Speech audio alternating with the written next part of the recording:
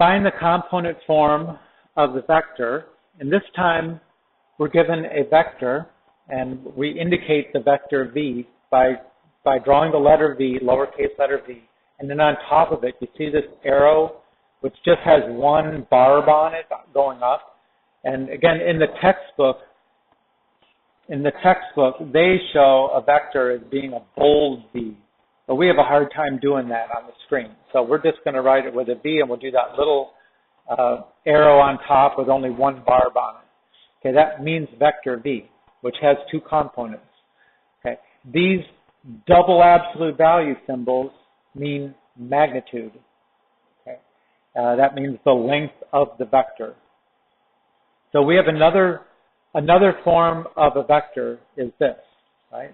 The vector v is the magnitude of v times the component form of the cosine of the angle the vector makes with the positive x-axis and the sine of the angle with the positive x-axis. So in this problem, they've given us everything we need to substitute in this form.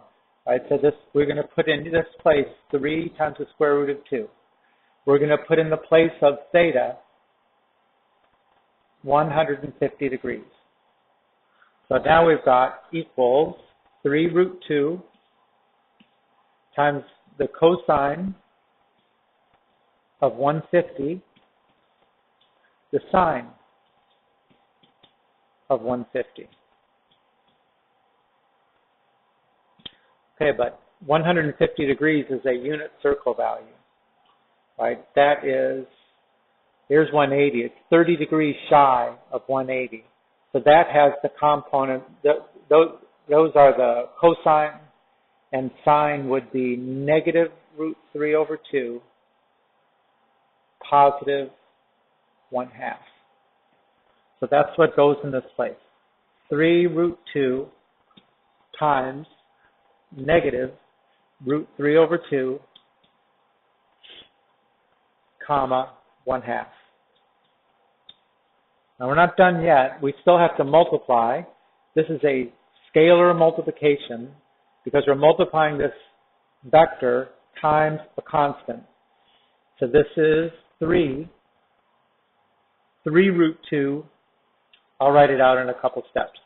3 root 2 times negative root 3 over 2. 3 root 2 times 1/2. So just multiply each one of these components by this scalar. And there's a little simplifying that we can do, not a whole heck of a lot. But this looks like it will be negative 3 times the square root of 6 over 2, comma, and that will be 3 root 2 over 2. Right, if you turn that into decimal, that'll be fine.